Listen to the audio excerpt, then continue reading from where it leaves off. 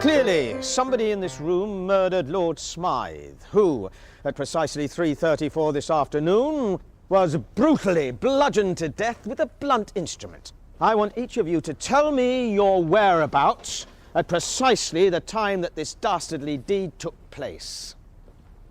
I was polishing the brass in the master bedroom. I was buttering his lordship's scones below stairs, sir. Why, I was planting my petunias in the potting shed. Show us your tits and I'll tell you.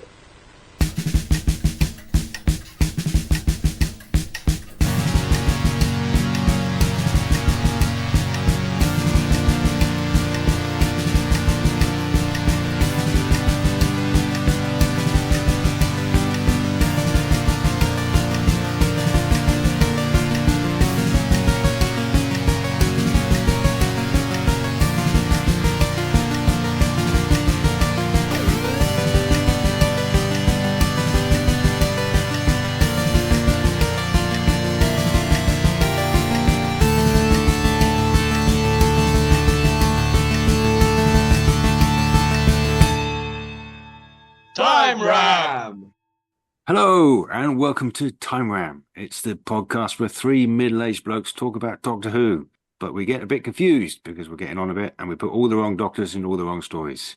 My name's Barry Williams. Joining me tonight have my co-hosts, Mr. Paul Ferry. Is it tea time yet? Mr. Rupert Booth. I want to be your girlfriend. No. And Not until I get tea. What you said last night. And tonight, either. Tonight we're talking about the David Tennant story, the unicorn. What the hell was that? Unicorn. What you were saying about three middle-aged old men getting a bit confused. Yeah. Mm-hmm. Yeah. No, I mean, I stand by it.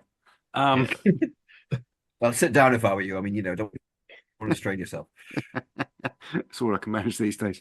What was I talking about? Yeah, okay. So tonight we're doing The Unicorn and the Wasp, originally written by young Gareth Roberts for even younger David Tennant in the 2000s. Who are we doing it with now? I can't remember. Who's it with? Jon Pertwee. Jon Pertwee. Oh. Yes. Jon Pertwee. We must now call him. I don't understand. So everyone calls him Jon Pertwee. Yes. Jon Pertwee. Yeah. Yeah.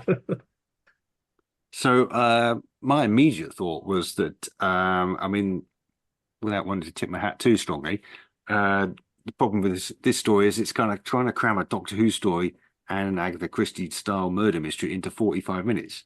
Mm-hmm. And it has to rocket along to achieve that. I think with a bit more room to breathe, say 4 or so episodes, I think it could actually work better. Does that mean we're going to have to invent stuff tonight? Yeah. Not right, Sutek's going back in it then. Sutek can't always come back. He can. He can do anything he wants. He's fucking Sutek, man. He's only got that one gift. No. Yeah.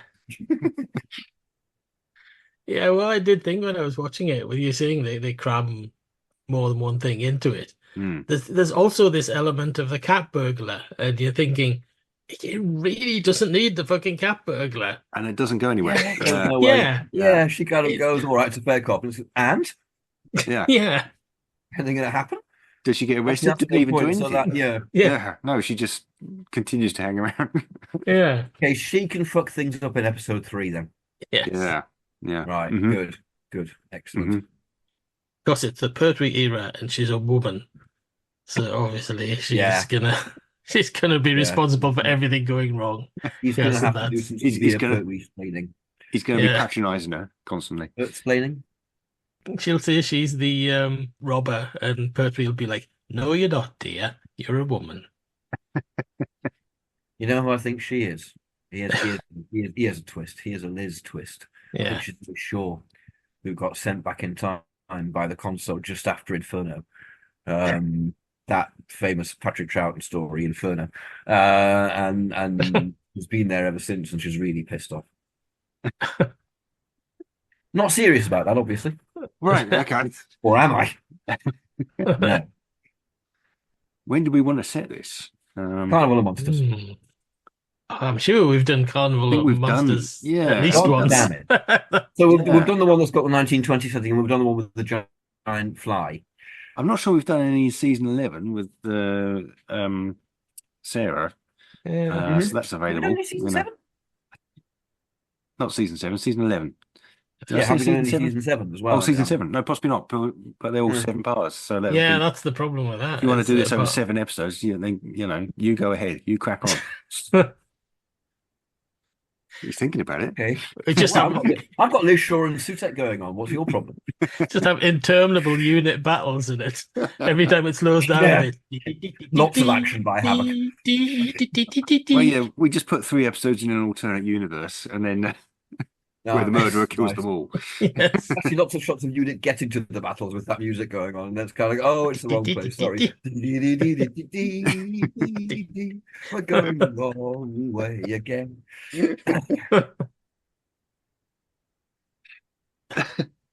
Okay, season 7 then. All right. That doesn't have to be. I'm easy. He can't use the TARDIS though, can he? So he can't. Yeah. Unless he's sent. You could just He's turn up on sent the to console. investigate Agatha Christie by the Time Lords. Like, I've never quite got my head around how the console works as the TARDIS. I mean, why bother having a TARDIS then? Yeah. Building this massive infinite space if the console just does it. It's going to, oh, well, Yeah. It's not even Bundled. plugged in, Yeah.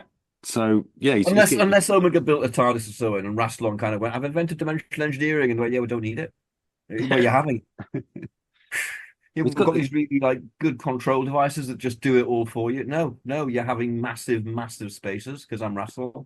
Is he getting Artron energy off the national grid? Is that Did you notice there was a dial saying Artron energy in the episode a couple of nights ago when the computer was blowing up with the dial calling Artron going over? I didn't notice that at all, apart from that the set designer published or one of the set dressers put it on Twitter.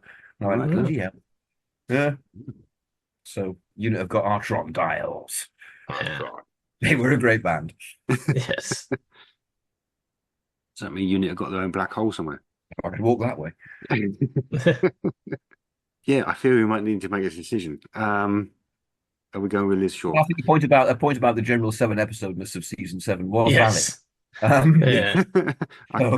So fine. We can go to 11. What are the 4-parters in 11? There's the Time Warrior. I've got Time to Warrior. I find the whole 1920s thing. I find this whole story completely Joe Grant, though.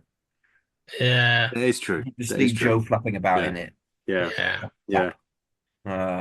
Yeah, she would be I'm the not closest. talking about those Dalek things. She would be the closest analog for Donna out of those companions, I guess. I think she would, wouldn't she? Yeah. Yeah. But if we've got to invent new stuff, let's have maybe a journalist who can investigate things, intelligently draw her own conclusions, and give Agatha Christie a good talking to, or say to Agatha Christie, "Wow, you were well emancipated. You were. I'm like that as well, because I've been like before and I talk like that." Well, she'd be telling Agatha Christie to, go back and kick her husband in the head and, just sort it out, wouldn't she? Did I ever do that? Joe could do that equally well, Joe has her moments of emancipation. Yeah. She does. In those boots, that would really hurt. Getting kicked in the head, that is. Oh, I see. I thought Oh, maybe right. I thought you meant about emancipation. emancipation No, meant I something meant- completely different to you. I was thinking, No, I meant getting You're kicked doing a in the gag head about with Joe's I don't know. I'll boots. think it's something else. Yeah. Insight. What have you got? Emancipation? No, it's just the way I walk. Hey. That joke is from the 1920s, which leads us nicely into the synopsis for this story. Yes. Well, I mean, Yeah. we haven't done anything from season 8. Let's just plonk it wherever we feel like it. Then could be anything. Yeah. Well, no, it could be Time Warrior or Death to the Daleks. They're the only 4 Yeah, parts. the 4-parters, yeah. Yeah. Let's make it Death to the Daleks. So Sarah, to begin with, is just wandering around in a bikini, and everyone goes, "Oh, scandal!" I was going to say, if you're going to do a sort of a time travel story, that fits the Time Warrior, doesn't it? But yeah. I mean, you're going to introduce it, though, aren't you? You know, No, I guess not. No, not unless she's a journalist and she's reading about Agatha Christie, and then she turns up at unit for reasons. I guess the TARDIS for reasons. And, Yeah. whereas Death to the Daleks have got a nice, easy start. It's kind of right. We're off to Florana. She's got a bikini Yeah. on. He's got his swimwear. Yeah. And then they turn up in the 1920s party, and it's kind of, oh, fuck. Okay, fine. Yes, so that's the opening then. The Doctor and Sarah Jane arrive in a garden, a nice garden in the TARDIS in the 1920s, just for the beach. Well, let's have an opening TARDIS scene. One, because we've got to fill run time, and two, because that's what they do. Mm-hmm. Yeah, we definitely do that. Yeah. Yeah.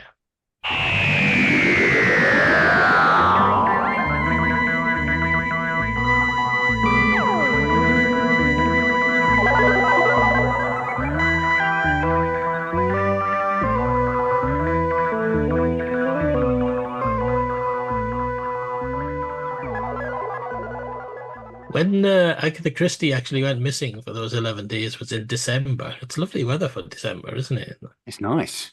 They're brave having a garden party that time of year as well, aren't they? Yeah. Yeah. Yeah. Yeah, the British were hardier in the 1920s. I mean, Yes. no, fuck it, I don't care. We are going to go and sit outside in the snow. We are going to freeze to death, and we are going to damn well enjoy ourselves, sir. Yeah.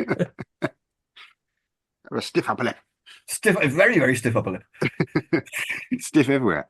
Yeah. Apart from where it counts.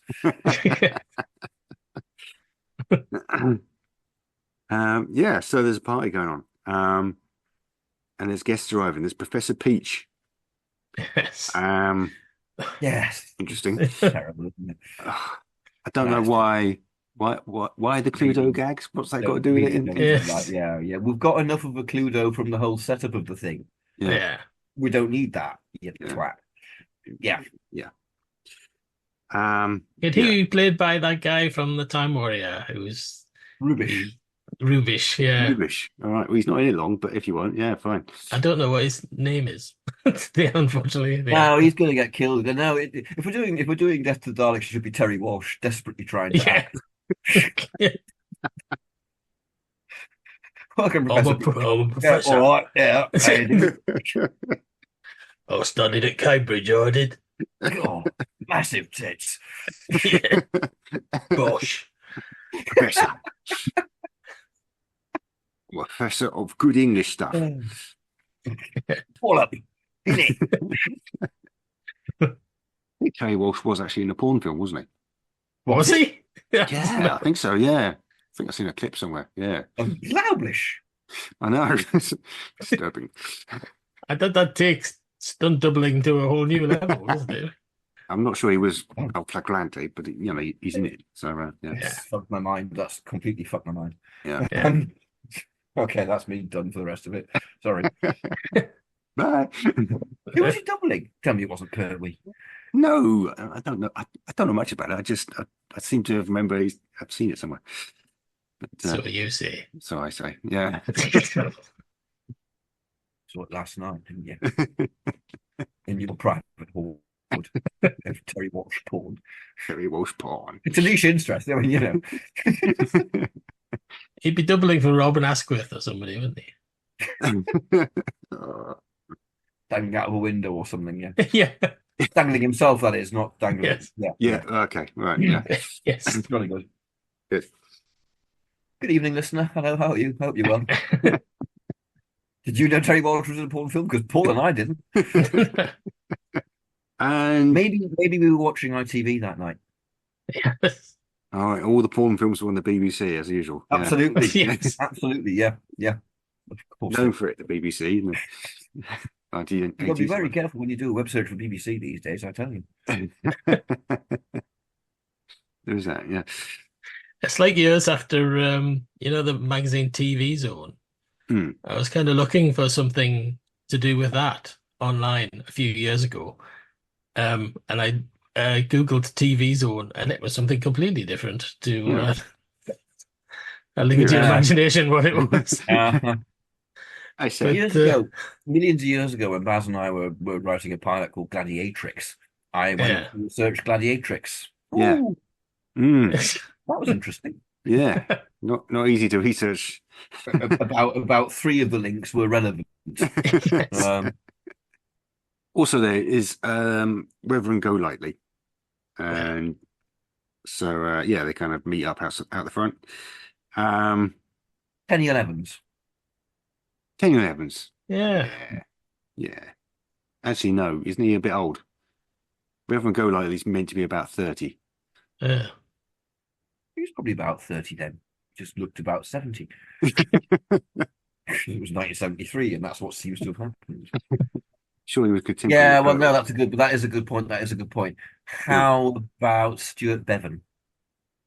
Yeah, Stuart Yeah. Bevan will work. Yeah. Mm-hmm. Possibly not being quite so boyo. Yeah.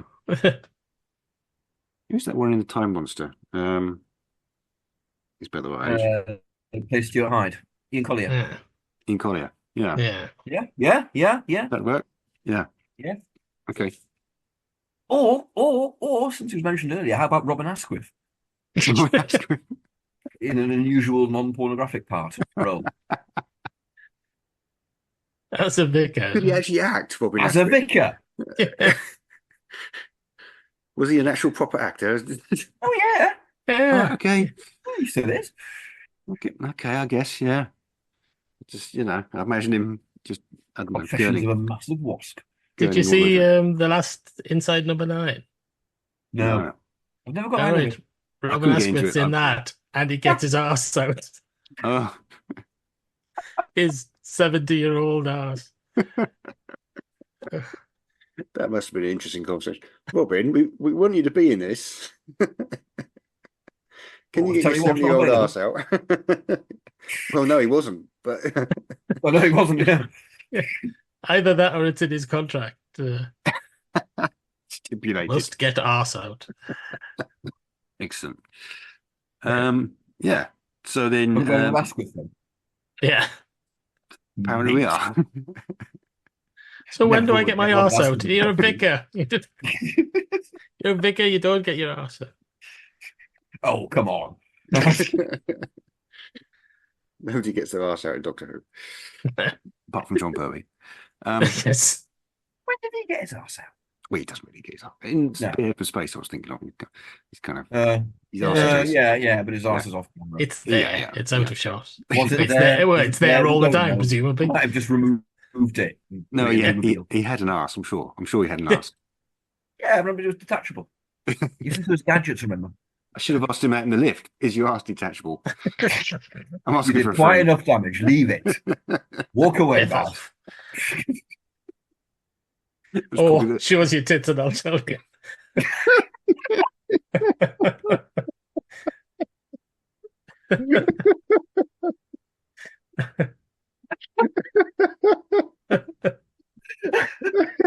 Uh,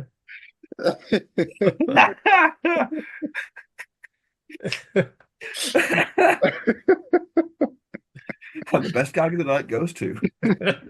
Well, that's the recording over. So, Yeah. You are disgusting. can't believe that clip's only come to light recently, because that seems like the sort of thing they would have made a meal of back in the 90s. But I've never heard of it. Yeah. no. Ah, dear. Right, good. How far into the story are we? I was going to say, do you realise we're still only in the pre-credit? I thought, yeah, Right. yeah. And we haven't even got a pre-credit in this version. No. Yeah. No, this is episode 1. Yeah. Okay, so the TARDIS has landed. We know TARDIS that. has landed. We've had a TARDIS scene, presumably. The Doctor and Sarah Jane, appropriately dressed. Yeah. But while that's going on, there's also Professor Peaches arriving at the party. Yeah. He meets Reverend Golightly, and then he gets murdered. Peach Yes. says in the Yeah. library Yes. with a lead pipe. With a lead pipe. Yeah. But there's also a kind of buzzing noise on the soundtrack. This would be a Robert Holmes story, wouldn't it? It's the sort of Back thing he in the might day. do, actually. Yeah. You know, he'd just lean right into, okay, we're doing Cluedo. Right. Yeah. Did they have Cluedo? I don't think they had Cluedo in the 70s. Yeah, I don't know. They might have done. Yeah, I don't know. Oh, I've got to look it up now. Okay. When did they invent Cluedo? I didn't think I'll be Googling this tonight. I didn't. I have to say, I didn't like in the original that. What are you doing with that lead pipe? And I thought it was a come on. That's trite as fuck. I Isn't mean, it? yeah. It really is. Yeah. Yeah. I stand corrected. Cluedo was invented in 1943. I thought it was going back a bit. Yeah. Yeah, I've got a feeling I played it in the 70s. fair enough. I'd never heard of it, but then my family didn't play games, so Yeah. Too working Or class. did they? we played chess. Of course. And backgammon. Monopoly, but yeah, The evil Okay. game. the evil games, Yeah. purely evil games. Yeah, Mhm. nothing else. You turned out remarkably well, really. What my other half says. You're quite normal sometimes. Well, I'm longing for the day someone says that to me. okay, so obviously the Doctor and it's Sarah, isn't it? The Doctor and Sarah get Sarah, changed. yeah. They change their clothes. Yeah. Sarah puts on a nice flapper dress. You could do a comedy scene where they just emerge from the TARDIS, see stuff happening, and just immediately go right back in again. And then Yeah. come out, a minute late, like Tom when he's doing his quick change in robot, Yeah. like close doors and out again in more appropriate More garb. appropriate attire. Yes. Yeah. So they gate crash this party. It's a bit fucking cheeky, actually. Yeah. But yeah, they turn up and they meet the host, Lady Edison. Yeah. Yeah.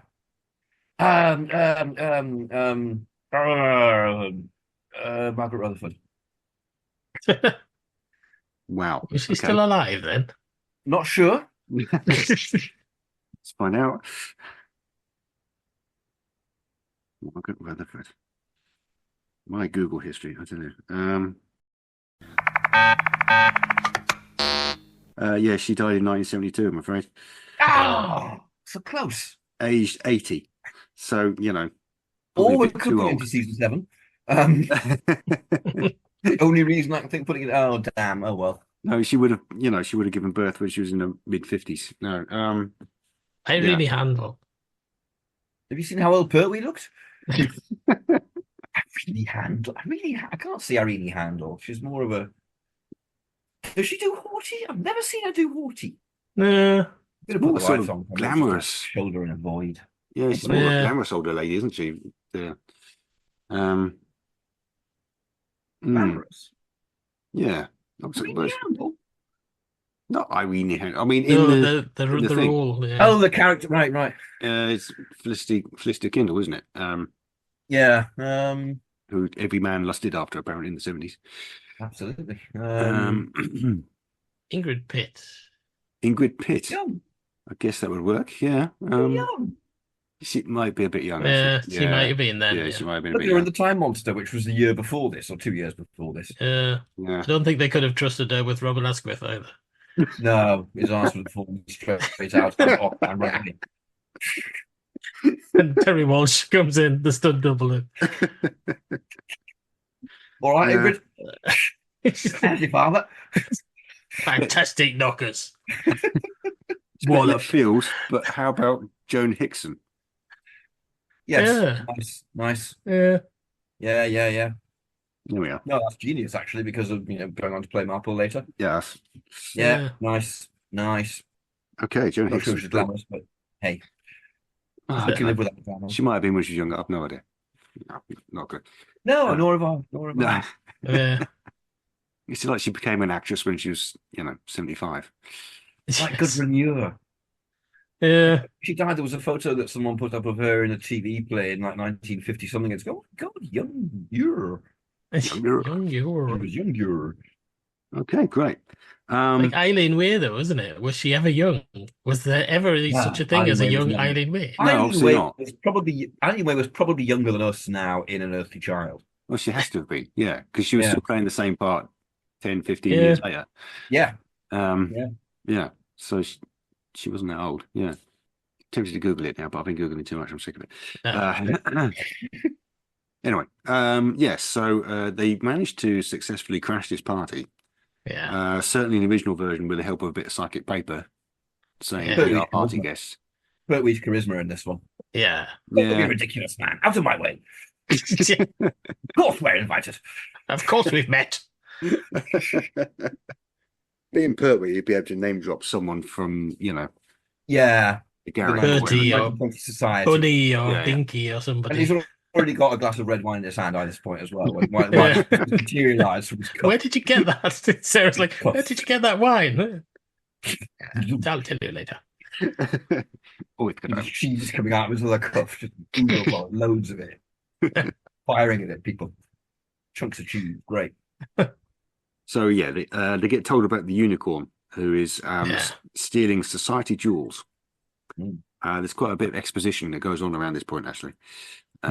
So yeah, spreading this out would help, to my mind. Yeah. Anyway, they also meet Colonel Hugh, who is Lady Esmond's husband. Benjamin, yes. Yes, Christopher. Could that still be Christopher Benjamin? I don't know where he'd be. Okay, in Tennant he does have that kind of older. Yeah. What was the Phillips? Ding dong. He wasn't that old then either. No, he wasn't. Well, it was just a Benjamin. I mean, Yeah. I was going to say Willoughby Goddard. Was he alive then? He was alive in Ace of Wands, Yeah. which would only been 5 years before. Mind you, a lot can happen in 5 years. Yeah. Well, he was fucking enormous. Yeah. Not to put too fine a point on it. He was huge. Which Leslie Phillips wasn't. No, true. Well, not in that way. Yeah. Ding dong. Willoughby Goddard died in 2008, man. Bloody hell! He lasted a long time for a big boy. Yeah. Maybe he became less big. He might have done. Yeah. So no, he was in fine health. Actually, Patrick Newell kind of did that, didn't he? He shed shitloads of weight. And how about Patrick McNee? That's a Wilfred Hyde White. Wilfred Hyde White. Okay, fine. Yeah. Wilfred Hyde White. Right. Cool. Wilfred Hyde White and John Hickson. Nice. Yeah.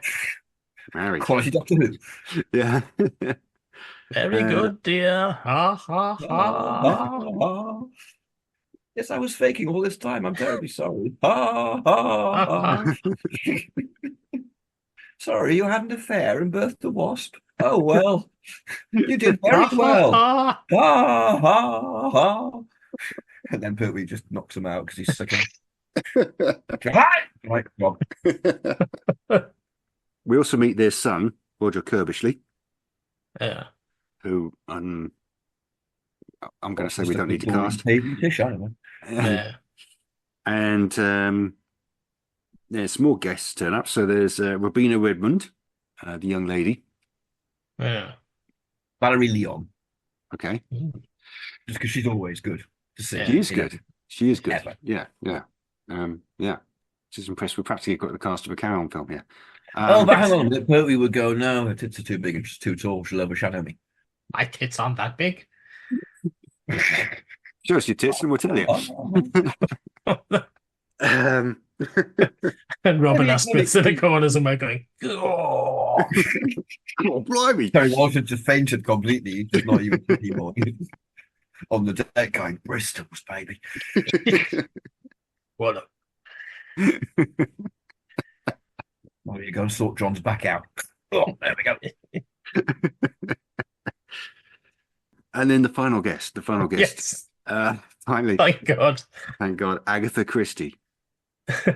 I'm tempted to say Penelope Keith, but Penelope Keith, yes. Well, I'm thinking that just because the actress who plays it looks like Penelope Keith is what is leading me to that. Yeah. Yeah, but that'd be great. Yeah, that'd look right for it. Yeah. On. Yeah. Penelope Keith. Yeah. No argument there. Yeah. Oh, this is a good cast. It's an amazing cast. Yeah. I'd watch the fuck out of this. Yeah. I mean, when I was watching it, I was thinking, I think they get somebody older to play Agatha Christie. But then when I kind of looked it up, she was only 36 at the time. Yeah. So she wasn't older. No, she wasn't old. I mean, she'd written maybe 6 books at that point. She was just at the start of her career. Yeah.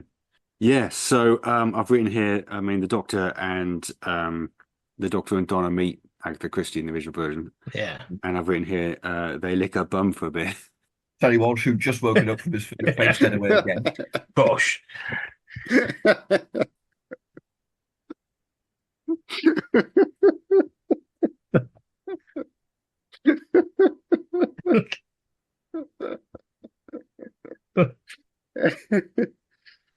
I mean, this is very much from the other Gareth Roberts script, the Shakespeare Code, which is like the year before. It's very similar, isn't it? Very similar. Structure. They go from licking Shakespeare's bum to licking Agatha Christie's bum, and it's very kind of, for fuck's sake, you know, all right, she could write a bit, you know. Yeah. Get over yourselves. Yeah. Well, Joe would be licking her bum and Pertwee would be kind of going, yeah, she's a bit predictable, though. Well, you've lived as long as I have, Joe. Well, you've seen as much as I have. Is it Joe or is it Sarah? Me, I'm confused now. Sarah, isn't it? Sarah. Oh, Sarah. Sorry, Sarah. Yeah. Sarah would be going, you got me into journalism. Yeah, something like that. Yeah. It'd be quite nice to give her that stuff as well, wouldn't it? Rather than the Doctor explain about the stuff about Agatha Christie's husband who isn't there. Yeah. Because he's having an affair. It might be quite nice if Sarah goes, you know, her husband was having an affair at this point. And this is around the point where she disappeared. I wonder if you'd have someone condescending to her. You're a journalist. Oh, jolly good. You write about knitting and things like that, and ladies and inconsequential stuff. Yeah. And they're going, hang on a fucking minute. Or worse to that effect. Yeah. 1974 filter. Yeah. 1924, really. Yeah. Well, yes. Indeed, yes. So it's very clunky, and it's partly because they're cramming so much in. But the Doctor immediately goes into this massive explanation about how she disappeared for several days at this point. Which I remember when I was first watching it, kind of going, "Well, there we've got the ending, haven't we?" Yeah. It's like, oh, like, telegraph it. Yeah, thanks for that. Yeah. But yeah, we can maybe get that in a bit later on because if we've got 4 episodes to play with. I should also mention Mrs. Chandrakala. Chandrakala, who is she's kind of like, I suppose she's like not the maidservant, but she's kind of the household head of the servants. I mean, she's presented as that. She's presented as the maid, isn't she? Yeah. I don't know what they call them. She's kind of the main person running the household. All my travellings throughout the universe, I have battled against evil, against power-mad conspirators. I should have stayed here. The oldest civilization. Decadent, degenerate, and rotten to the core. Power-mad conspirators, Daleks, Sontarans, Cybermen. They're still in the nursery compared to us. 10 million years of absolute power. That's what it takes to be really corrupt. I was talking about Mrs. Chandrakala, who she gets sent to... Sorry, yeah. No, I was about to say, literally just about to say, would it be doing a disservice to the era to say that she's going to be white? Sadly, I think it probably she would be. Yeah. Unfortunately. Baronets did try sometimes, or people like this Cotton. Actually, I mean, it does tie into the storyline because we learn that later on that Lady Edison has been to India.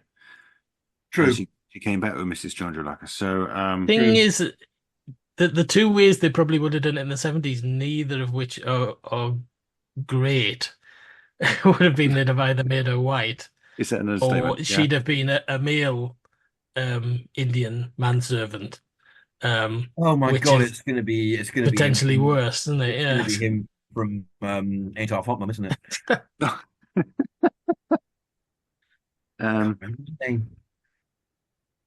You thinking of the guy that's in Last of the Summer Wine? That guy?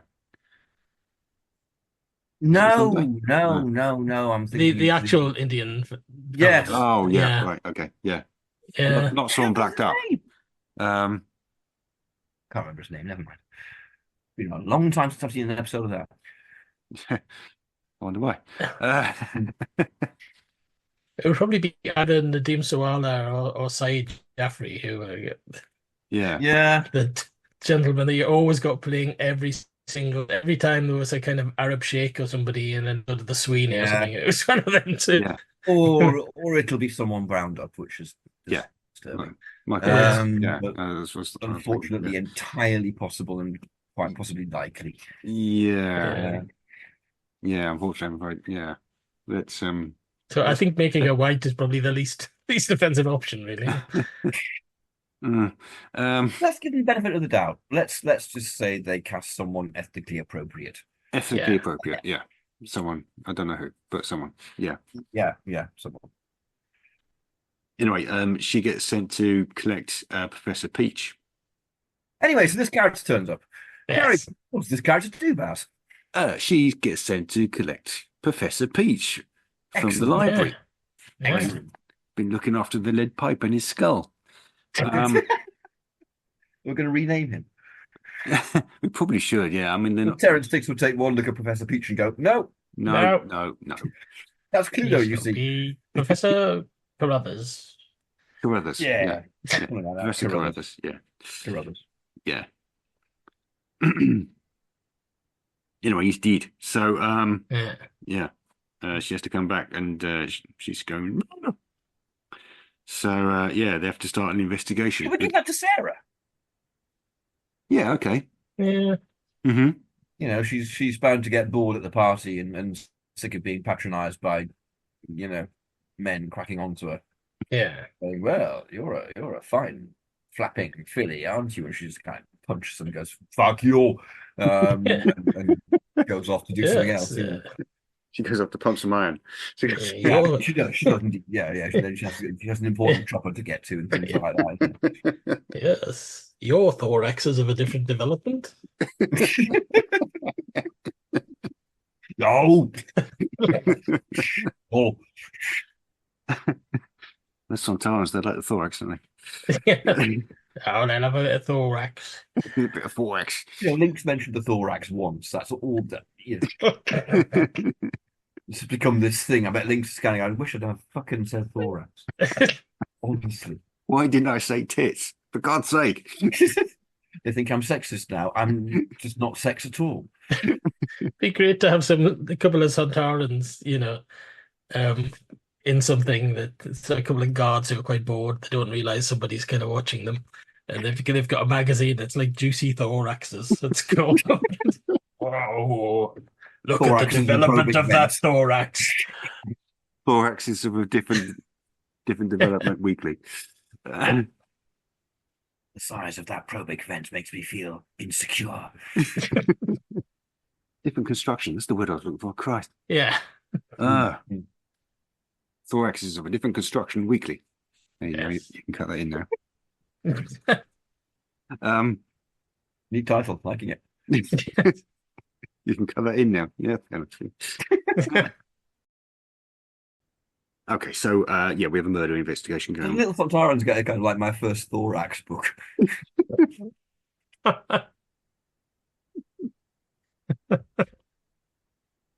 You're just being cloned. You're kind of walking around going, "What the fuck, man?"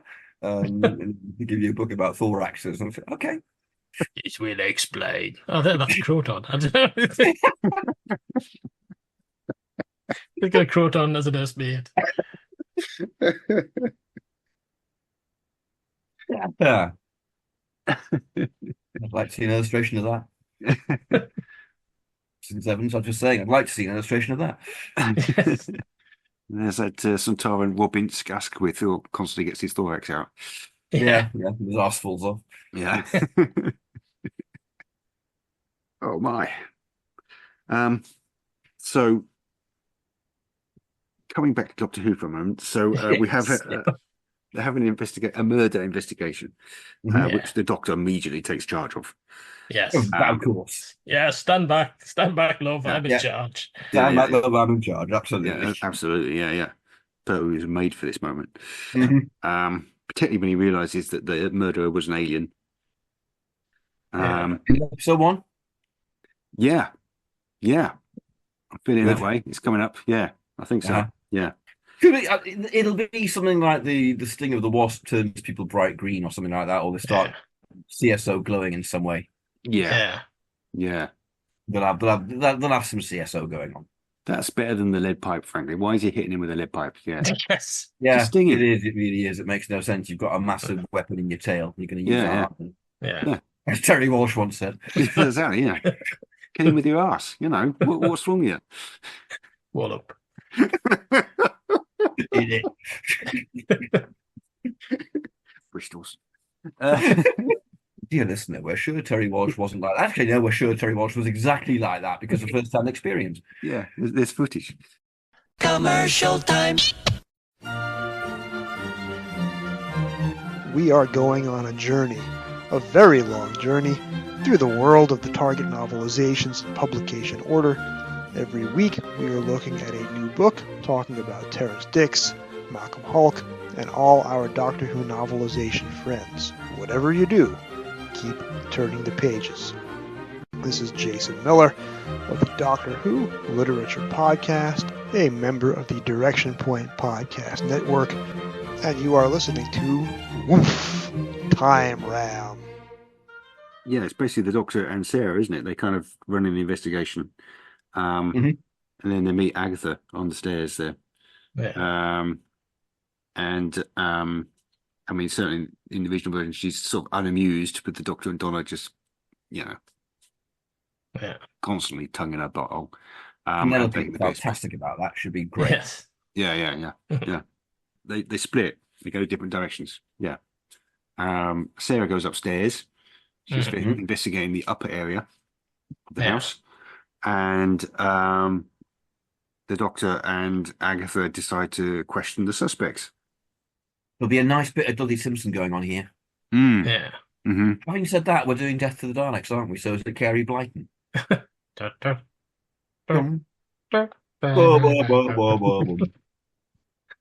Which will ruin it completely. We destroy the atmosphere 100%. Yeah, that's not right. But then it never was. In fairness to Carey Blyton, I've got a CD of his stuff, and there's some stuff on there he did for some Sherlock Holmes thing for the BBC.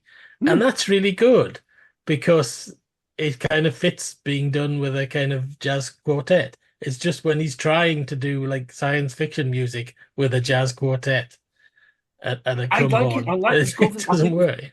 I do think the score for the Silurians really fits. There you go. The other two stories, Yeah. which are, full of very sterile, white, futuristic 70s sets and robots. I know Daleks and Cybermen aren't robots, but in the way he'd probably look at it. Yeah. And it's just so not right for it. It's craving bodily.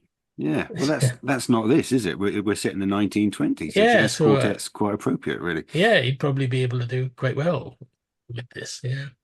Yeah. Well, if you say so. Rupert is looking dubious. Rupert is dubious.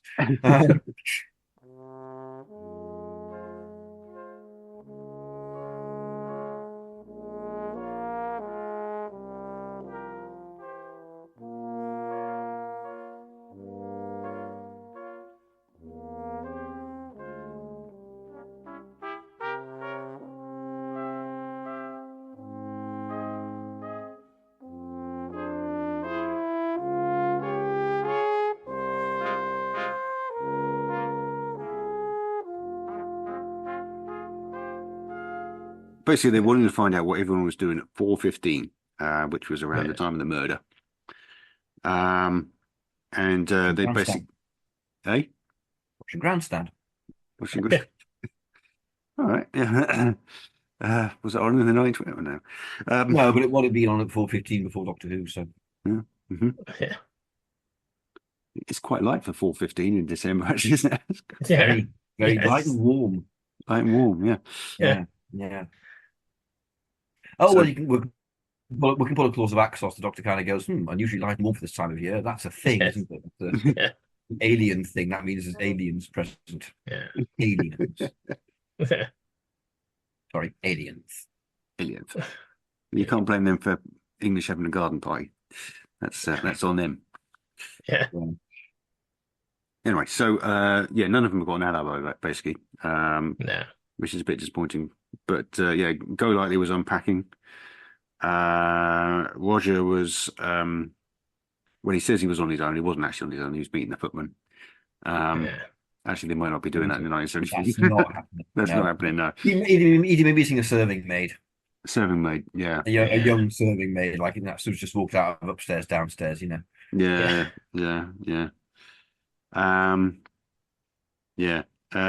Redmond, Robina Redmond tells us that she was going to the toilet. Cast her. Valerie Leon. Yeah. Oh, yes. Yeah. She wasn't actually going to the toilet. She was getting a gun out. So immediately she's sus. Yeah. I don't think she's even going to say that she's going to the toilet. It doesn't seem very likely. I mean, no. It's a line that doesn't ring true in any sense. It doesn't actually. It really doesn't. It's kind of, what? Yeah. It's very, yeah, it's odd that. It pays off later on, but it really clunks and it stands out. Yeah. She said she was at her toilet. At her toilet, as in kind of doing, like ladies' face makeup. Yeah, she'd say she was powdering her nose or something, wouldn't she? Yeah. I don't like in the original that every time there's a flashback, there's this fucking awful video effect. And when it goes, kind of wishy-washy video effect, and it's like it's 2008. Surely they had better wipes than that. It's so 90s. It's totally going to look like that in 1974, though, isn't it? Yeah. Exactly what it's going to look like. But in 2008 or whatever this was, 2008, 2009, whatever. Yeah, it's a terrible effect. All these people they're doing various things. Lady Eston's drinking booze, the Colonel's looking at naughty pictures. It's nice if they could do something a bit more sophisticated with this. With 4 episodes to play with, maybe they would. This is very basic. Oh, no one's got an alibi stuff. Game of Bridge or something? Hey? Game of Bridge, yeah. And where Pertwee's kind of finding metaphor in the cards or stuff like that, or finding things out. This is not like a normal murder mystery. There's nothing to be worked out, essentially. No. No one's got an alibi. No one's got an alibi. It's fine. Yeah. Oh, Wasp. It's very basic. Yeah. So you'd build up the whole pregnancy thing, the whole where Wasp came from, basically. Obviously, you'd have to build that up somehow. Put more clues into it. Sarah goes off exploring and finds something. Yeah. That she brings back to the Doctor, and they ponder about it, and we ponder about it. Yeah. I don't know what, but that would be the structure, wouldn't it? Yeah. That's kind of what happens in that Donna goes upstairs and immediately confronts a giant wasp. Yeah. And then that's in episode 2. They get the stinger. Well, this is episode 2 now, definitely. Yeah. Oh, yeah. I fear for how it's going to be realised, unfortunately. Yes. I fear we're looking at the Green Death. Yeah. For inspiration here. Yeah. I don't know why it's a giant. It doesn't have to be a giant wasp. It could just be some kind of shape-changing alien that doesn't have to be. It's just because of the cover of that book, isn't it? The cover of that book, they bring that up at the end as an excuse, but that's got nothing to do with Agatha Christie. No, it hasn't. Some book cover from the 1970s. It feels to me like he came up with the title Unicorn and the Wasp and then had to justify both. Yeah. And that's neither what it felt like to me. Yeah. I seem to remember on Confidential, I remember him saying on Confidential that years ago, as a teenager or whatever, he'd had that book and he'd been fascinated by the Wasp. Yeah. And it had been like Russell's idea, and he'd kind of said to Gareth, write an Agatha Christie story with a fucking great Wasp. So is it going to be something more like a Zabi? Is it going to be a suit? I would have thought so, yeah. That would seem...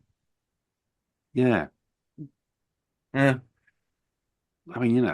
this Why poor is the woman cat gave birth burglar to a called the wasp in the first unicorn place. as well? Well, yeah, what's that about? Yeah, and indeed. Oh god, the wasp's going to be suspended on wires like Kronos on a blue screen, badly chroma keyed on. Yeah, it's going to be a disaster. Yeah. Exactly, like that. Yeah. It would make more sense if the alien was a unicorn and they had a nickname for this person that nicks stuff. The nickname for them is the Wasp because they, yes, create a buzz. I don't know. Or just not call it the uniform. Call it something else. call it the dual Can't thief do and the that. alien. You know, The Zarbi and the Agatha Christie wigs out, something like that. You know, yeah. Bastard.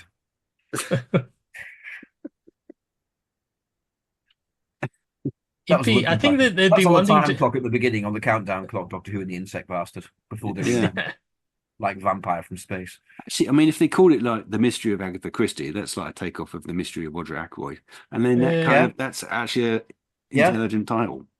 Yes. Yeah. Yes. Yeah. I think there'd be more. I mean, if they still had the dual thief bit in, the implication would be more that the dual thief was a kind of, like the Pink Panther type. Raffish Rogue. I can't remember the name of the character of the dual thief in the Pink Panther, the original. Yeah. Oh, Raffles. Yeah. It's Raffles at least has a name. So. Yeah, I mean, we do get into the sort of murder investigation. We get a bunch of murders. Some of them, again, if you're doing Agatha Christie properly, some of them should be red herrings. Yeah. You know. But my impression from watching this story was it's played for laughs pretty much throughout. Yeah. Which I don't think you're going to get in a Pertwee era. Yeah, when you've got version 4 episodes and it's Pertwee, it's sort of much more sort of serious era, really, in that way. And certainly in the portrayal of the Doctor, in the character of the Doctor. And 4 episodes, you're going to do a murder mystery, aren't you? Yeah, do it properly. Do an actual proper murder mystery. It sort of has the beats. It has the sort of superficial beats of an Agatha Christie story without actually being Agatha Christie story. Yeah. There's some terrible crunching of gears at certain points where it turns back into Doctor Who story. It feels like it's about 2 or 3 drafts away from working. But yeah. So right, okay, yes. So there is a clue here. Agatha finds a burnt note in the fireplace. They can only make out one word on it, which is maiden. She nicks it as well. She nicks it, yeah, she does, yeah. Pops it away somewhere. Yeah. Doctor Clock's the nicking. Yeah. Then we get the confrontation upstairs. And that's right, Green. Green is the butler called Green. I think it's the butler called Green. Yeah. This is right. Yeah. It's another bloody Cluedo reference. Yeah, in fact so, yeah. I mean, it'd be nice if he was the murderer, but he's not. He's just the butler. And we do start to get some clues about what's been happening in this house, about Lady Edison. She stayed in this room upstairs for about 9 months after she got back from India. Yes. Yeah. What could be going on there? About 6, yeah. What could possibly have happened? Yeah.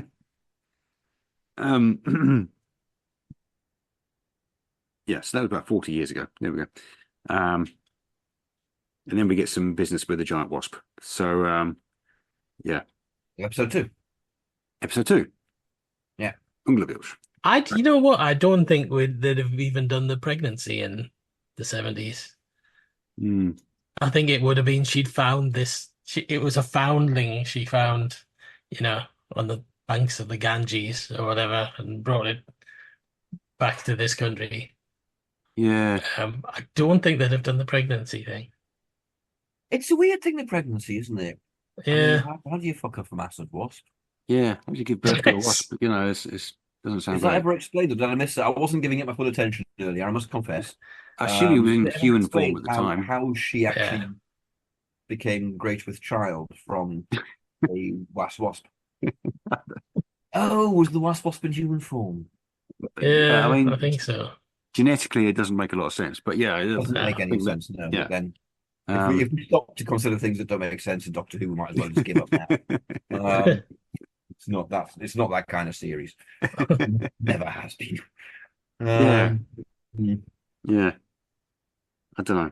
I think you're right, though. I think you're right. That whole aspect is going to be very much glossed over. And she found. Yeah, I think a foundling from the crashed spaceship. Mm-hmm. Yeah, and it just looks like a baby, so she brings it back. But not it would be crouched in religion as well. It would be, oh, my husband and I couldn't have children, so we Yeah. with blah blah blah blah blah. Yeah. It'd be like that. I think. Yeah. It's the nearest you'd get. Yeah. Yeah. Yeah. So there's lots of running around at this point, really. The Chandralaka gets murdered. Does the Doctor shout Clopida Parthemenin Clatch at Massive Wasp to get rid of it? Yes. Nice. Pertwee story. Certainly. Yeah. So it's not a giant wasp, is it? It's a kind of a unicorn thing. I don't know what it is. It's some kind of creature. A unicorn now. I don't know. Zarbi. Zarbi. It's an insect thing. It's a big thing. I mean, let's give it black and yellow stripes on its abdomen, at least, so it's wasp-esque. Wasp-esque. Yes. Yeah, it's a bloke. It's Terry Walsh-esque. It's Terry Walsh. Yeah. Or stunt Be like one of the mutants, one of the moths. Or Be John like Scott that. Martin. Yeah. It's John Scott Martin dangling from the ceiling in a wasp costume. Going fuck my life. Of course it is. That's what it is. So Chandralaka gets murdered. She whispers the poor little child. She dies, and then they get attacked again. Small stuff happens. The doctor talks to Agatha. We get some moments with Agatha where we talk about her marriage and her books and stuff like that. Mm-hmm. And then not the doctor, sorry, it's Donna. Donna talks to her. Yeah. So it'd be Sarah in this verse. Sarah strikes up a friendship with her and actually gets on with her. Yeah. Gets it opened up a little bit. That'd be good. Yeah. I'd love to see Elizabeth Sladen and Penelope Keith doing that. That'd be great. Yeah. Yeah, it would actually. Yeah. I'd love to see them doing many things, actually, but there we are. Cut that. Wallop. Crystals. Crystals? Crystals. Oh. Do you think that's it was a bit of a year. It might be crystals. Crystals. Yeah. Whoa, crystals. Oh, crystals, yeah. Metabilis 3. Whoa. I bet that's what the Queen was proud of every single night when she was voiced by Terry Walsh. For I've got crystals on that. What? In it. Blimey. And so on. Indeed. We get a moment where Agatha turns out to be just as observant as her own detective. She spots some thieves' tools in the flower bed. Greaves. That's what the butler's called. He's called Greaves. Greaves. Not Green. Greaves. Right. Mm-hmm. There's too many characters in this and they're not very interesting. Yes. Yes. There you go. Yeah. Again, it's that trope, though, isn't it? You've got to have all the suspects to eliminate, but none of them are given the function of being suspects. None of them are, Correct. exactly. None of them are given. Normally, in a murder mystery, they would be investigating each suspect, to be finding out things about them. You'd learn about the characters, and then none of that happens. And the thing is, that's a fault not so much of the script, but of the format. You cannot do that in 45 minutes. They just haven't got time. No. Yeah, it's impossible. Yeah. Joan Hickson playing Miss Marple, she's doing it over an hour and a half, Yeah. It's much gentler paced. Hour and a half. Exactly. There's a perfect Doctor Who murder mystery showing it can be done, showing how to do it, but true. Yeah. So it's going much closer to that. Yeah. Robes to death. None of that happens here. So let's assume that does happen. Mm-hmm. But I'm not going to try and create a murder mystery plot on the fly. No, that's not happening tonight. No. We have to leave things to listeners' imagination. Yes. Come on, listener. It's time for you to step in, take over. Yeah. Not take. We mustn't dictate. No. We must allow. Yeah. You get the caption that goes, "One murder mystery later." Yeah, indeed. The plane flies back in. One excellent murder mystery scene later, another suspect eliminated. Jolly good. We invite you to fill your own storyline in here. We'll just be quiet for a bit. We're actually watching the version as if it would have been transmitted in 1974 when there were electricity strikes and you just couldn't see half the episode. You had to make it up for yourself. That's exactly what's going on here. Good. Yes. We invite you to imagine that there's now been a power cut. Yes. Television has stopped. Unfortunately for you, your internet hasn't right now. Oh dear. Yeah. So we come back in, and murder mystery stuff. Mhm. That was intense, right? Um, Pertwee and Sarah actually meet up, going, "Blimey, that was amazing." Yeah, exactly. Very intense, Sarah. Sarah's going, "That was so clever, Doctor. How did you work that out?" Well, I'll tell you later. We get some very silly scenes here where the Doctor gets poisoned. He's been given cyanide. Yeah, it's completely done for Pertwee's laughs. going to go in here, isn't he? Would they do this? Yes. I think he's more likely. Pertwee's more likely to go into a coma and put himself into a coma. Yeah. I tell you what happens. Ice Sarah crystals on his face. Sarah gets poisoned. Okay, Sarah gets poisoned, and Yeah. Doctor Jeopardy. heroically save her by working against time and doing science and putting things in costumes and stirring stuff with glass rods that he's got in his pocket, or just emerges from his cuffs like that she's the one. He does. He sciences the fuck out of it and saves her. He saves her. Yeah. She's going, "I can't breathe," and all that bit. All that, yeah. Doesn't Tennant, though? I was watching this, I was thinking, I'm sure Tennant does this exact same thing in at least one other story. I couldn't remember what it was, but I'm sure he does the whole kind of, "I'm dying, bada boom," all that shit. Doesn't he restart his heart? It's Shakespeare Code. Twice. Oh yeah, also by Gareth Roberts. Also by Gareth Roberts. Yeah, he does the same thing. Yeah. And twice he pauses in his dying to call Donna out on what she's saying, which I just thought, no, once, fine. Yeah. Twice, come off it. Just I don't care anymore. No, there's no jeopardy. No danger then, is there? It is played for comedy. And it's not great comedy. Yeah. So we're going to. I can't imagine Pertwee and Sarah kissing either. No, that's not going to happen. No. Joe, absolutely. Joe's licking her lips before she starts. She's like, yeah. Joe's on the way back from the Amazons because I'm there. I'll be there. Oh shit, they're in 1920 something. We got to Joe paddling down the Amazon. The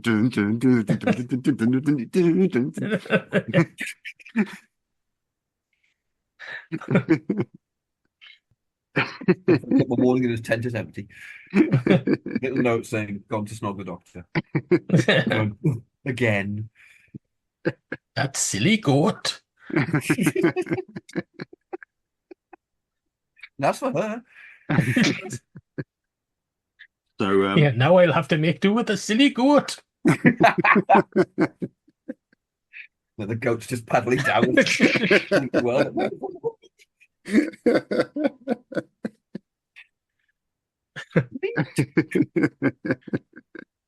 So I'm imagining we were somewhere around early episode 4 or late episode 3 at this point. Yeah, I think late episode 3 because we haven't had the episode 3 to 4 cliffhanger yet. I tell you what, that's coming up because it's got to be the It's the evening. They're all having dinner. They're taking dinner. Yeah. And the Doctor's laced the soup with pepper and insecticide. No, he's laced the soup with pepper, which is an insecticide, apparently. Yeah. I mean, why do people buy insecticides then? Why are there companies that make insecticides when you could just I can't imagine pepper's that great an insecticide. I mean, maybe they sneeze. I don't know. They're not keen on it. On the strength of the pepper. So the room goes dark basically, and then the Wasp turns up. There's your end of episode. Yeah, this is going to be like episode 3 with the Fendar. Everything kind of goes dark, and then at the end of the corridor, there it is coming towards you. Yeah.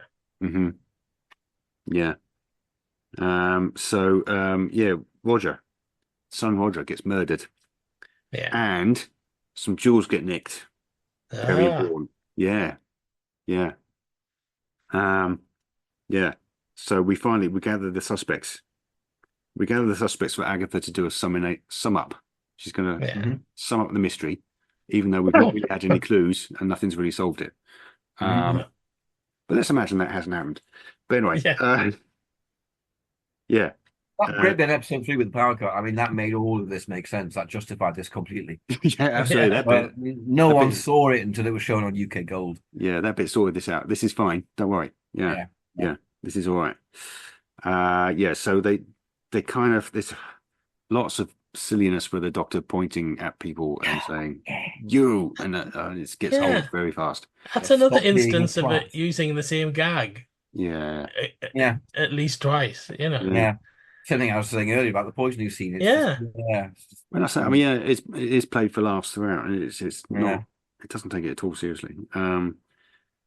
Which it doesn't have to, but just a little bit more would have really given it something, you know, to work against. So we learned that Redmond is the jewel thief. She's the unicorn. She's nicked the jewel, but she's not the murderer. I ain't the murderer. All right, then arrest me. Nobody arrests her. Well, all Barry Leon has to do is strut up and down a bit, and everyone has to be going, and she walks away. Exactly, yeah. I can't imagine I can't say her name. Valerian Leon going all cockney when she's revealed. Yeah. No. All right, governor, you done me up like a kipper. Well, she gets stuck by Terry Walsh at that point. Yes. She should dive out the window. She's meant to be a jewel thief. All right, you caught me. All right, and then she stays around. She's got to be. I would like that whole storyline to be relevant to defeating the monster. Yes. Yeah, it would be nice. In exactly the way that it really nice is. if it was relevant to something. Yeah. Apart from the title. Yes. Again, it should have come earlier. Really, it should be a red herring, and then it turns out, oh no, it's the jewel thief. You know. Like she's got some artifact. Yeah. Well, there's the jewel thing, isn't there? With the jewel that she's nicked is significant. Yeah. But that I didn't think was kind of explained well enough. That should happen in episode 3, and then they need the jewel and they can't find it because she's nicked off with it. Yeah. I think also she's going to be sent down at the end. You know, Pertwee is very moral. She's not going to get away with it, but the Doctor's going to speak in her defense because she helped. She did something that saved lives and defeated the monster and so on. So she's going to prison, but hey, you know. But she's not getting the death penalty. She's got a heart of gold. Yes. Yeah, which she nicked from someone. Neil Young.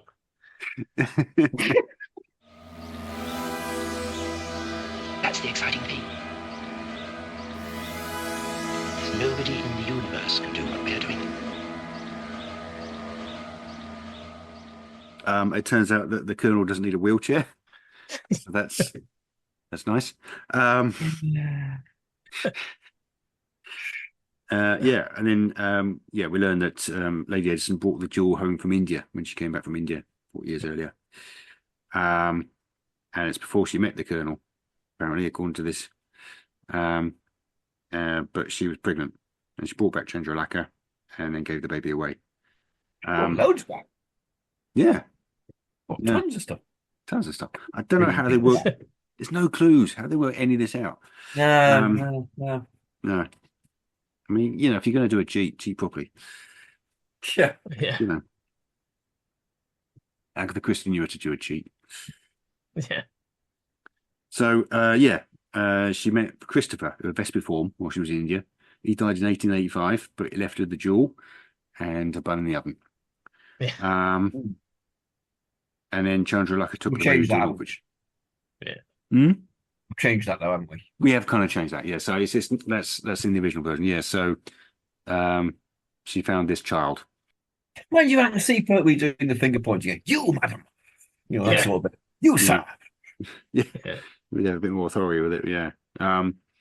We established that Peach found the birth certificate of this baby that got taken to the orphanage. And then we just jumped to the knowledge that it was Golightly, apparently. I mean, you know. Apparently, yeah.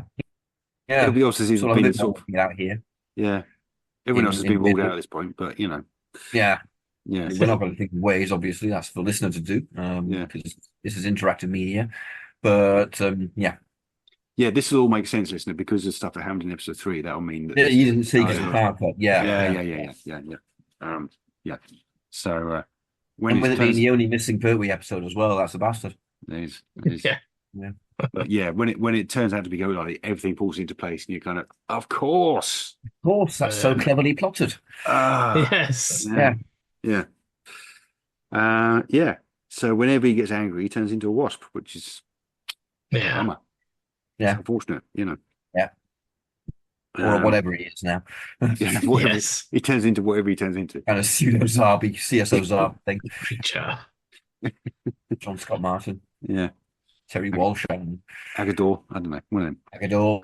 Yeah. Yeah. Yeah. All of the above. Yeah. Yes. Alpha Centauri. Oh, Alpha Centauri. he turns into Alpha Centauri. Alpha Centauri was killing everyone. Yeah. Right. How? With a big knife.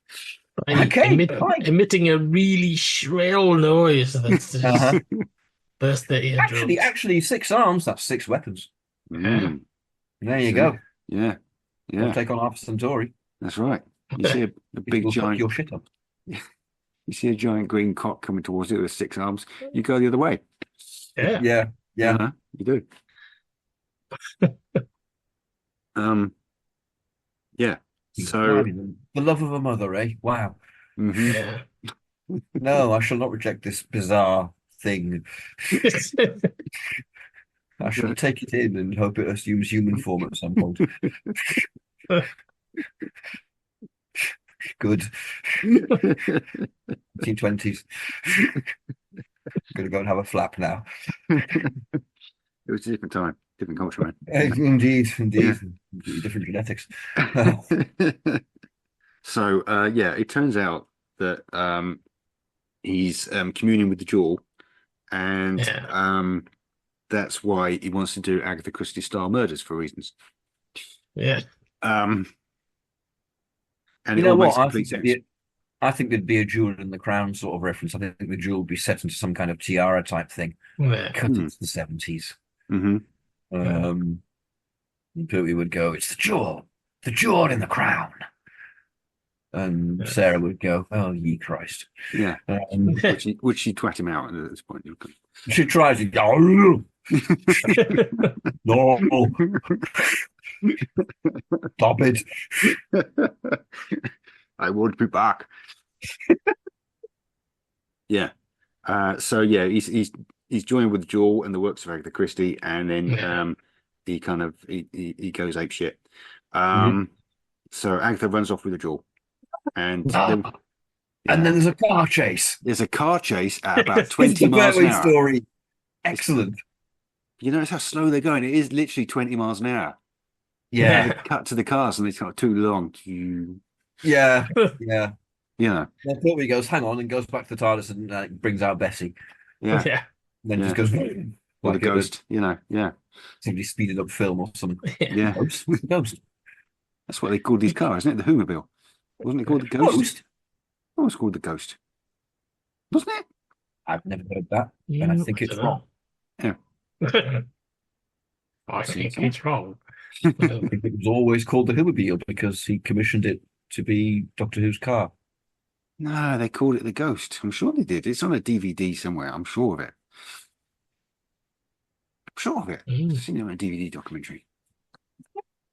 Is it just throwing this in the mix?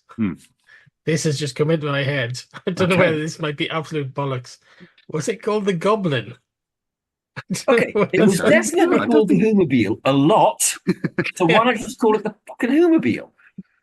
I don't know where the Goblin came from. You know, Doctor Who's thing. Okay, so we've got the Ghost, the Goblin, or the Whomobile. Listen, tell us what Pertwee's second car in Doctor Who was called. Yeah. The vehicle owned by Doctor Who. That's not his name. On the new BBC quiz show, Ghost, Goblin, or Whomobile?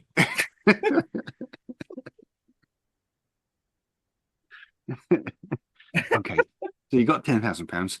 That's safe. Look what you could have won. We don't want to call it, but you could have won it. Yeah. So there's a car chase, which hopefully in the Pertwee era might be a bit more exciting. Yeah.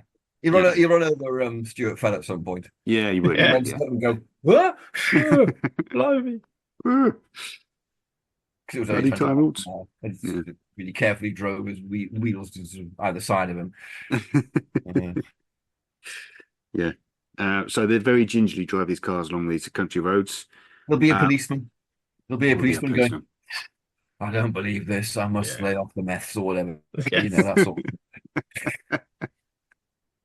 Pick the wrong day to start taking amphetamines. The Alien. Meths is copyright The Paul Ferry. Alien. Yes. It was called The Alien. There you go. Alien. It was Alien. called. Yeah, that's right. Yeah, that's right. Fucking Goblin. Where did I get that from? I It just was confused called with you. It was called the Alien for a brief time before Pertwee Yes. bought it and then called it the Whomobile. Whomobile, yes. Sorry, I just completely interrupted the actual story there. There's not much, to be fair. No. You know, they stopped by a They're lake. doing a 20-minute car chase at the moment. At Yeah. It's Yeah. last season, you know. Yeah. We cut to And he's Joe not going to occasionally. get Planet of the Spiders, is he? So Nah. let's give him a car chase in this. Yeah. Yeah. We cut to Joe occasionally, still coming down the Amazon, you know. With the goat behind him. Yeah. Paddling for its life. Yeah. Professor Jones behind them going, "Oh, come back, both of you. I don't care which one, but I will have one of you." Ah,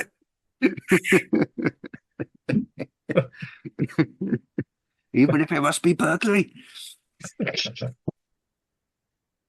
whichever one of you will bleak louder and don't say you both can't.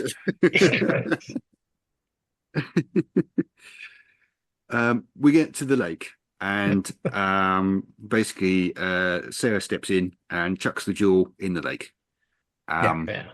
At which point, in a terribly clever climax, the Wasp follows it into the lake Yeah. and drowns. Yeah. And then Agatha collapses for reasons. Yes. This all makes complete sense. This makes complete sense. Yeah. And then it makes complete sense. She forgets everything. Makes complete sense. This.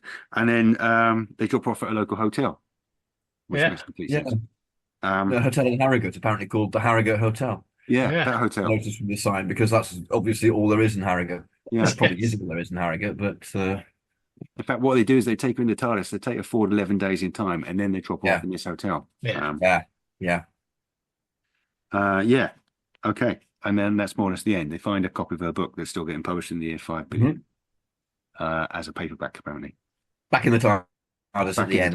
Back in the TARDIS. Because they put it set up for the beginning, so they'll do 2 scenes in it. Yeah. In the year 5 billion, where they speak English and publish books made of paper. Yeah, indeed. Yeah, that year 5 billion. Yeah. Which makes complete sense. So, yeah.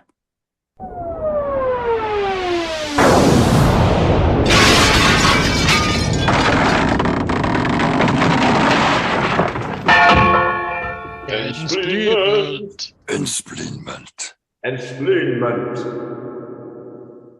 Our version's infinitely better. You probably get Pertwee kind of going, yes, they're still publishing this book in 1994. Yeah, it'd be something like that. Yeah. In the year 2000. Can you believe it? And Sarah's suitably kind of, wow. Fuck. Yeah.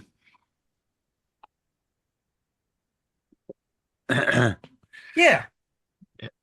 I enjoyed it when I watched it. I enjoyed it again. I did think the same things that were brought up with kind of this is plotted like a it's just light. It's fun. I got to the end and I must admit I did feel that this doesn't work. And I think, thinking about it, I've been saying about they play it for laughs. It's not so much that they're playing it for laughs. It's that they're taking the piss. It's slightly different. They're taking the piss out of the genre. It is. That's the postmodern thing that the new series does that the old series didn't so much. Yeah. They're not really honouring what Agatha Christie did. Writing a murder mystery is actually bloody hard. And clearly that's true because that's not what they do here. So they are taking the piss, and it feels disrespectful while at the same time they keep going, "Oh, Agatha's so great." It's a very strange tone. Yeah, we were saying it's similar, sort of tonally to the Shakespeare Code, which obviously were both written by Gareth Roberts. But in a sense, what it gets wrong are exactly the same things he gets wrong in the Shakespeare Code. You know what I mean? It's the fact that it's too much about, this character is brilliant. Let's see how brilliant this person is all the time, and have a monster that is only in the vaguest sense connected to their work, and not much else. I think it's not one of my favorites. I have to say, it's of that season. Yeah, It's I wouldn't say it's that strong. Yeah, I think it's possibly. Would I say it's the weakest of that season? Yeah, possibly. Yeah, maybe. So the Pertwee version better for my money. Yeah, definitely. Yeah, same here. To Castaway. Yeah. Barry Leon. Yeah. Yes. Not hearing anything. Yeah. And it wouldn't lose anything from, presumably the Pertwee one would be either 90% or entirely studio bound, and it wouldn't lose anything from being studio bound. No. I mean, it would lose in the representation of the Vesper form. Yeah, I think. They'd have to do something else. That, it might be something more imaginative than just a massive wasp. Yeah. So that's always my critique of the newer stuff. It's kind of, I don't think the design may be much better executed, but I don't think it's necessarily as imaginative. No. Russell likes to do his animal monsters, doesn't he? So I mean, the recent has been birds, and then Cliff Jones as well, apparently. What? He likes to do his animal monsters. I'll go and do some numbers, yeah.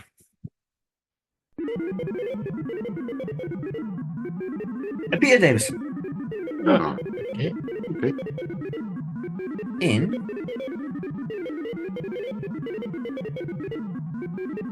story 250.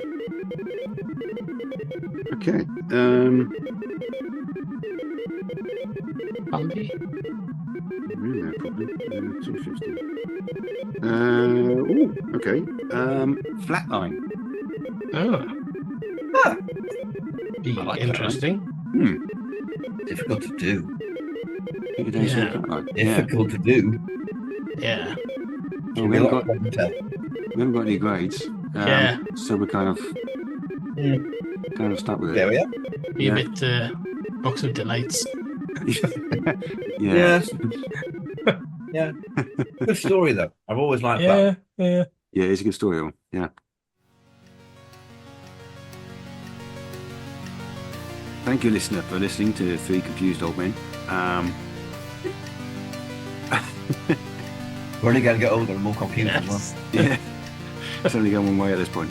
Imagine by the time we finish Time Round, imagine what it would be like. It would just be driven nappies. What? You're doing what? I like Doctor Who. I'd like to thank my co-hosts, Rupert Booth. Yes, thank you. Good night. All right. And Paul Ferry. You've all done very well. Ha, ha, ha. I also need to thank Ben Jones, who is actually slightly younger than the rest, for doing the music. Yeah. At the moment, done very well. Done very well. I'm generally against social media, but we're on there. I'm on there as at Baz Time Ram. Rupert is at Rupert Booth. Paul is at Paul Ferry 8.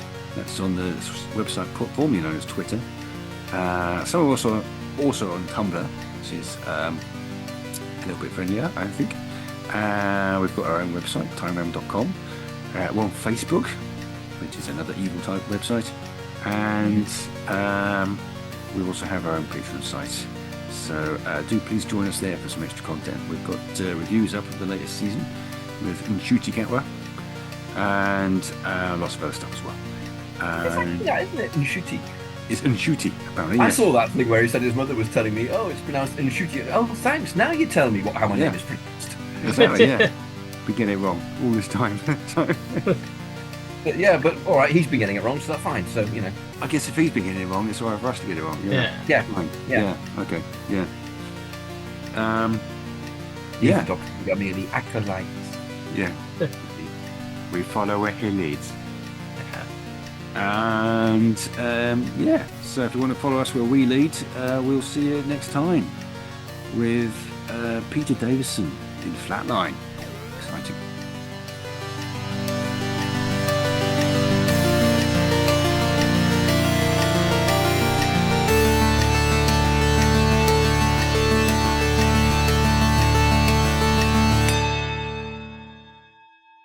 Direction Point!